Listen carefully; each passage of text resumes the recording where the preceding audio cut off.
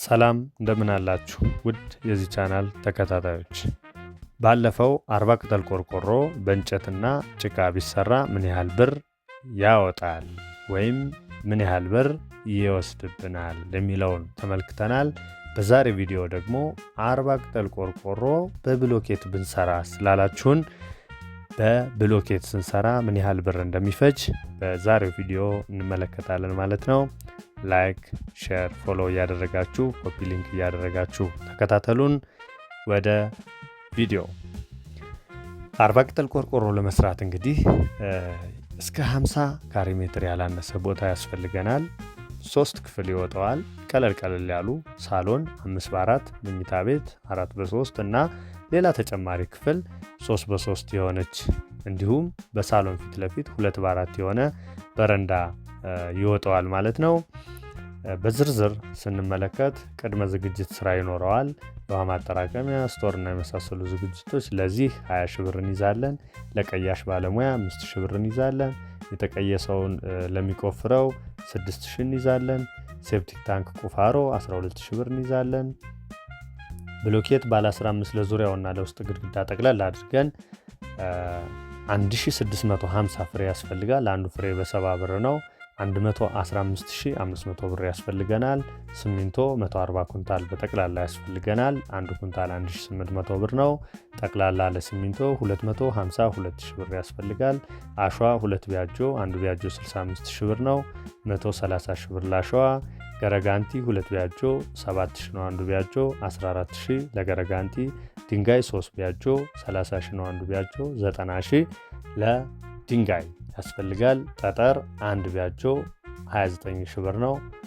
የተለያዩ አይነትና ቁጥር ሚስማር 6 ካርቶን ያስፈልጋል። አንዱ 1200 ነው። ለሚስማር 7200 ብር እናወጣለን። ቆርቆሮ 40 ቅጠል ቆርቆሮ ያስፈልጋል። አንዱ 800 ነው። 32000 ብር ለቆርቆሮ እናወጣለን።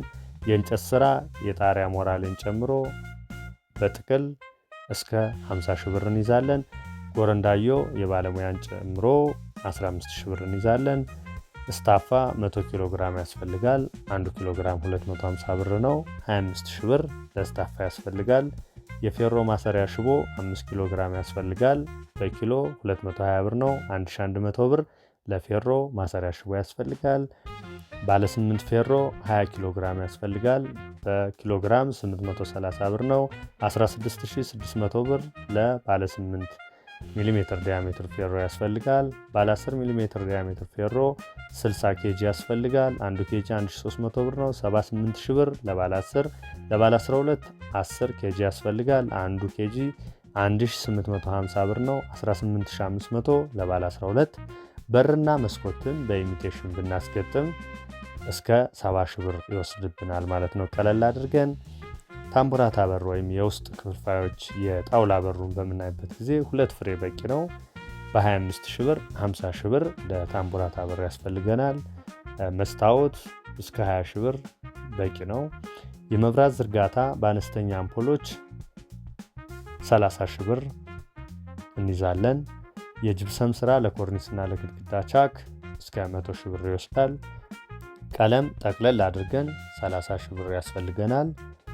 የውሃ መስመር ዝርጋታ ሳኒተሪ ወርክ 50 ሺህ ብር ያስፈልገናል። ለጥቃቅን ወጪዎች እስከ 100 ሺህ ብር እንይዛለን። ኮንቲንጀንሲ ኮስቱ ማለት ነው። ለኮንትራክተር ሙሉ ሰርቶ ለመጨረስ ፊኒሽንግን ሳይጨምር 300 ሺህ ብር ይጠይቀናል። አጠቃላይ እንግዲህ ሌሎች በዝርዝር የተቀመጡ ስራዎችና ማቴሪያሎች ስንደምራቸው ከላይ ያሉትን በጠቅላላ ለ40 ቅጠል ቆርቆሮ በብሎኬት ቤት ለመስራት 1,666,900 ብር ያስፈልጋል ማለት ነው። ከባለፈው በጭቃ ቤት ከመስራት እና ዛሬ በብሎኬት መስራት ብለን ካቀረብላችሁ ቪዲዮ ሁለቱን አይታችሁ ልዩነቱ እንድታወጡ፣ በቀጣይ ደግሞ 40 ቅጠል ቆርቆሮ በጭቃ ቤት ብንሰራ ይሻላል በብሎኬት ቤት የሚለውን አወዳድረን የወቅቱን ገበያ አጥንተን የምናቀርብላችሁ ይሆናል። ለጊዜያችሁ እናመሰግናለን። በድጋሚ ላይክ፣ ፎሎ፣ ሼር እንዳይረሳ። መልካም ጊዜ